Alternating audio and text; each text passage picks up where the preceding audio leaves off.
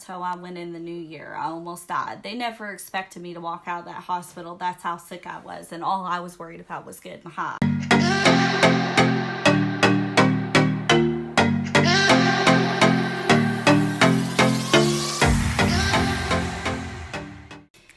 Hey, what is up, you guys, and welcome back to my channel. My name is Heather Christine. If you are new here, welcome.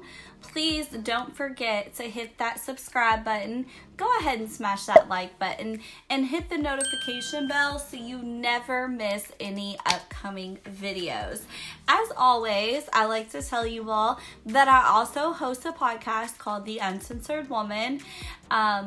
I will link for Spotify and iTunes down below in the description box if you want to go check that out. We kind of talk what we talk about on here, except it's a little bit more uncensored on the podcast because there's less restrictions. If you don't have iTunes or Spotify, the UnCensored Woman is available on most podcasting platforms. So go check that out and give it some love. Actually, this is my second go around with this video because my equipment decided to delete a whole 29-minute video. And I've heard people talk about this before as a consumer of YouTube, but I really didn't know how heartbreaking it is until it actually happens to you. So, yeah, but welcome back. I have not been here for a couple of weeks because I got the flu really bad. I thought I was freaking dying, and at the same time all of my children came down with the flu too, so it was a very hard time in this household. But I am back, and I am here to say, if you hear my children in the background, it is a Sunday. They are home from school. My boys are very loud, so I do apologize for that, but hey, what can you do? I have kids, and yeah, I mean, that is what it is. If you guys have kids, you know.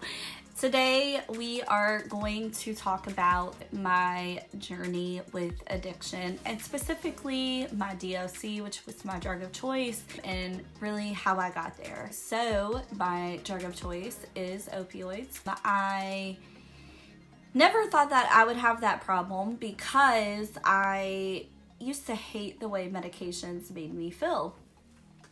But if I look back at my past and reflect, I could have almost nailed it as me in the future that I would end up with an addiction issue, just because I have always been addicted to something in some form of way. So I'm 5'2", so obviously I'm not a big woman, but my weight has always fluctuated. Number one, I'm curvy, but number two, I've always had a major food addiction. I love the comfort that food brings. It does bring me a lot of comfort. I'm a sad eater, I'm a happy eater, I'm a mad eater, I'm an everyday eater. I love food so much, it's so bad. I've had a sex addiction, I have had a shopping addiction, you know, that rush that you initially get with retail therapy. I have a problem that most of us addicts have with instant gratification. I don't want to wait for anything. But my addiction problem, as a lot of us suffer with that are addicts, because I have actually studied into this, it stemmed from my mental health issues.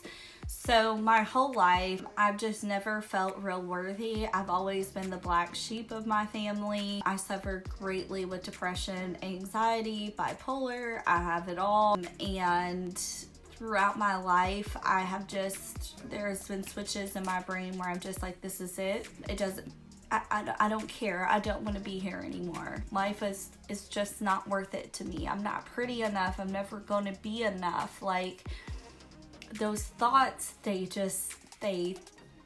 took over and they absolutely suffocated me. I remember when I took the pain pill for the first time, because I had taken them in the past and I never liked them, but specifically I remember when I was 24, I'd had a root canal done, and I took it for the first time, and it's like something went off in my brain, something changed, and I was like, oh my gosh. And also, side note, I was in a very difficult relationship at this time with the father of my twins.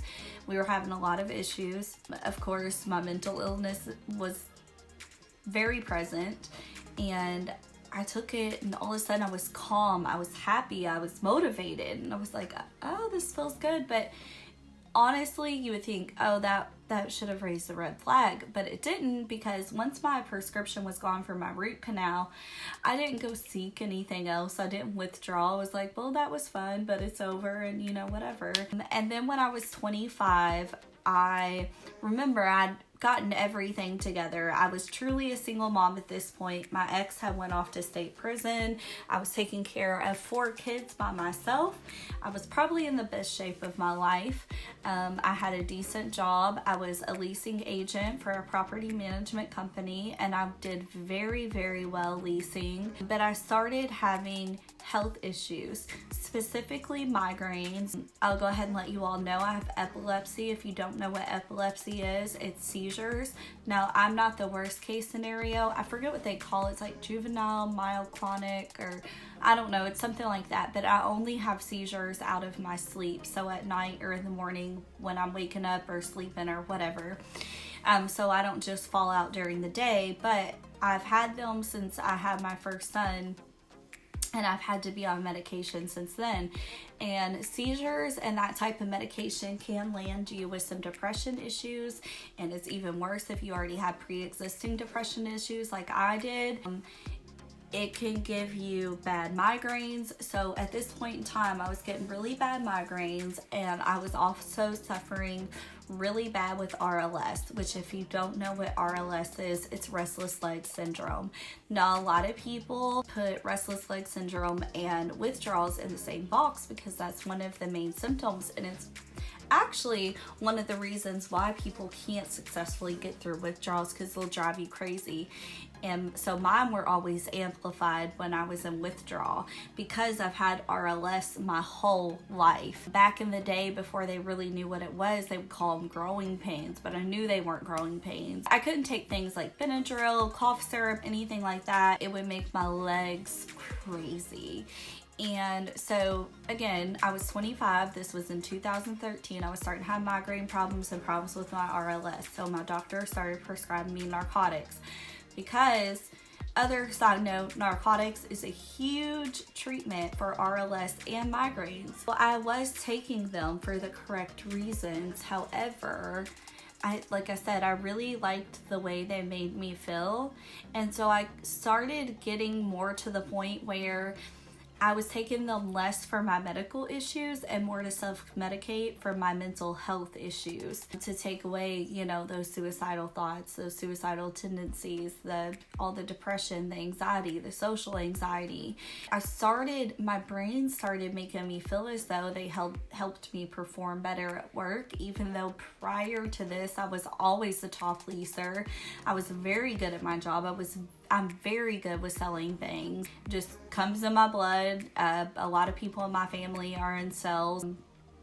So I was very good at this stuff already, but I just made myself think that it was helping me. And I was like, oh, it's helping my social anxiety. You know, I'm doing way better with it. Like, I'm not as awkward, because I'm so shy. Fun fact, a lot of people that don't know me personally think that I'm a bitch upon looking at me, because number one, I'm awkward and I'm shy, so I'm not going to make small talk. And number two, my RBF is so bad. I always look like I'm pissed, but I promise I'm not. I'm really actually a super friendly person once you get to know me.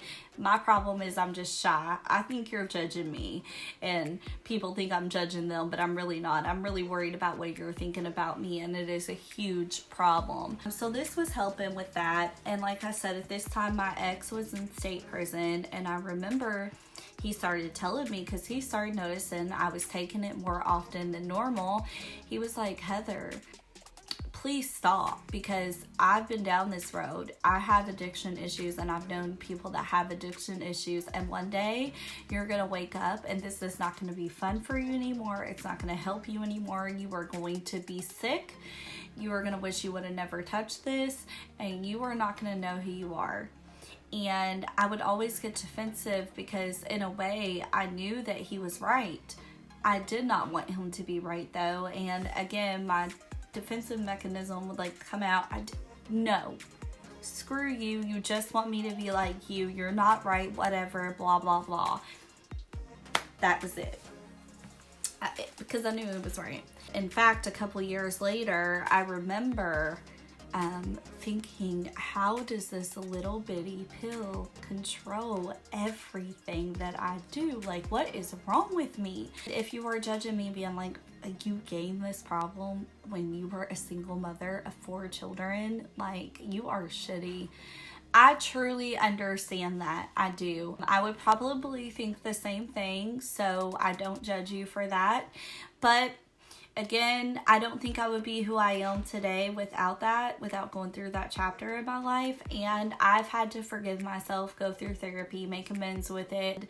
You know, it was terrible, but I am who I am today because of it, and I'm a great mother. My kids are actually why I ended up getting off of everything, so they saved me. But anyways, so back in 2015, now I'm kind of like making everything go real fast because this video can't be too long, and we're already, while I'm recording, I'm already at 13 minutes.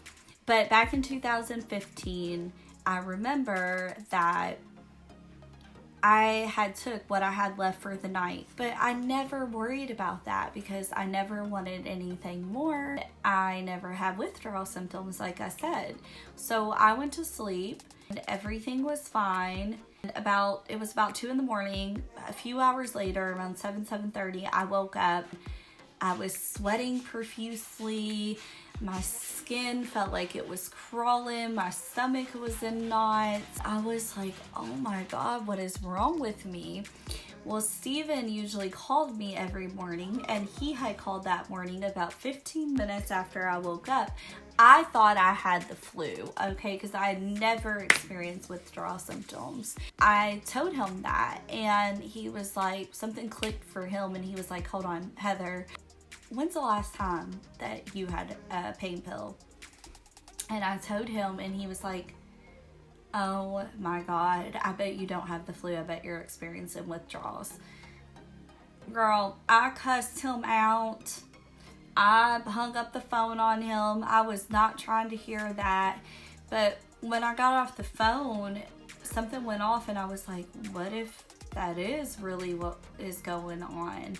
And I was already so messed up at this point, because you would think, oh my God, okay, well, I'm just going to continue to think it's the flu, get it over with, and I'm never going to touch this again. But that's not the way I thought.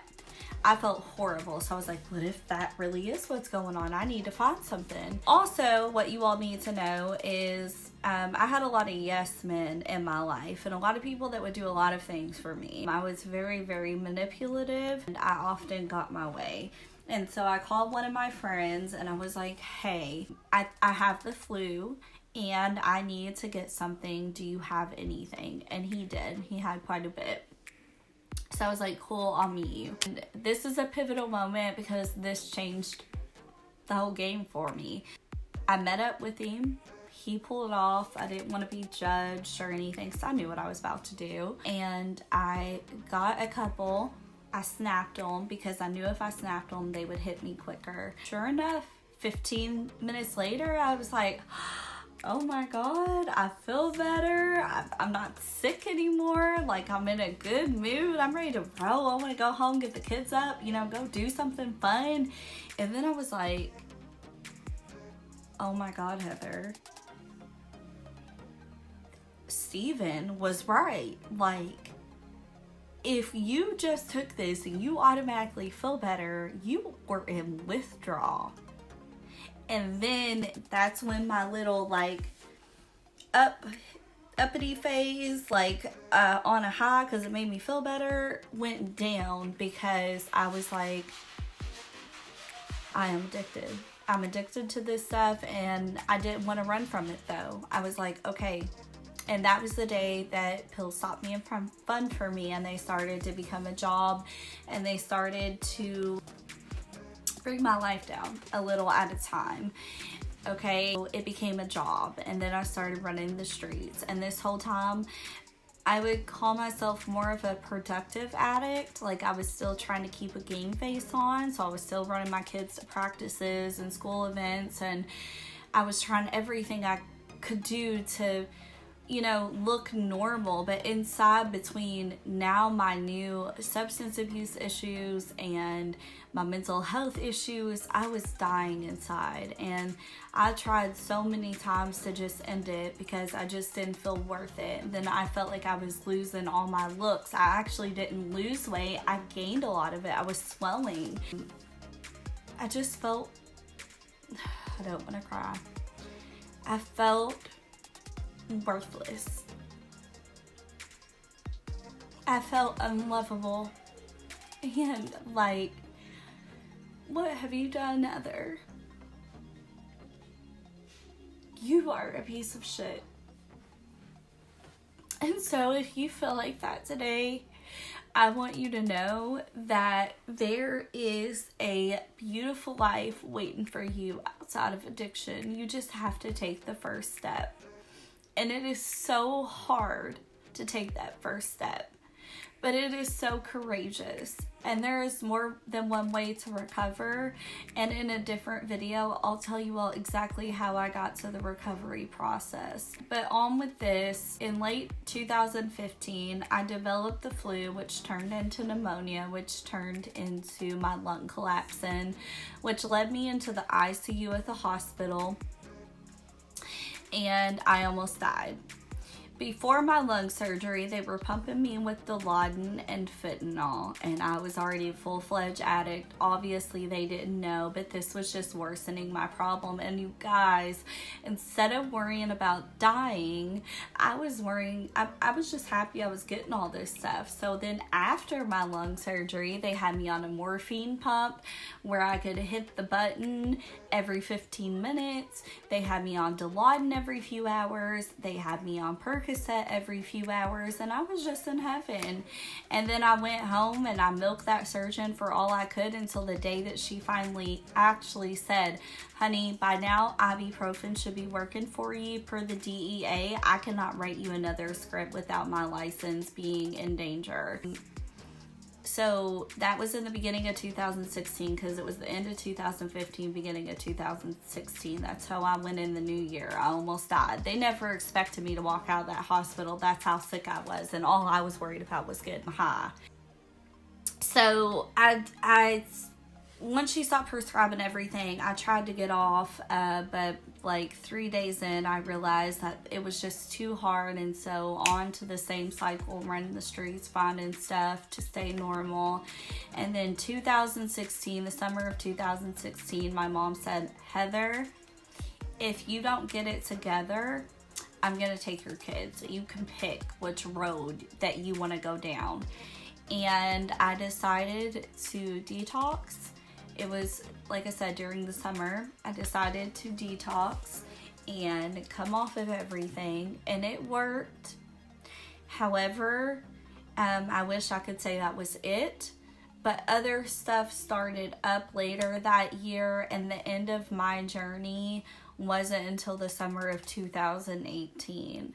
So there was a lot of relapses in there. I'm not proud of that, but I do think that it has made me the person I am today. It helped guide me to therapy. It helped guide me to good people. It helped me finally discover myself and what was really going on with me, and what really made me tick, and what really made me anxious or sad, or, you know, whatever. I'm doing great today. And, you know, there are different parts of this story that I will get more in depth with as we go on. But if you want to hear anything specifically, please let me know in the comments below. The point of this video, though, is just to show you there are so many people out there that suffer, and you are not alone. And if you are in that boat today and you are struggling, just know that you can make the decision to get better. You are worth it. I don't care how bad of a road you went down. You can recover from that. You know, I just gave you all bits and pieces, so you all don't even really know how bad I was. So I'm going to tell you this right now.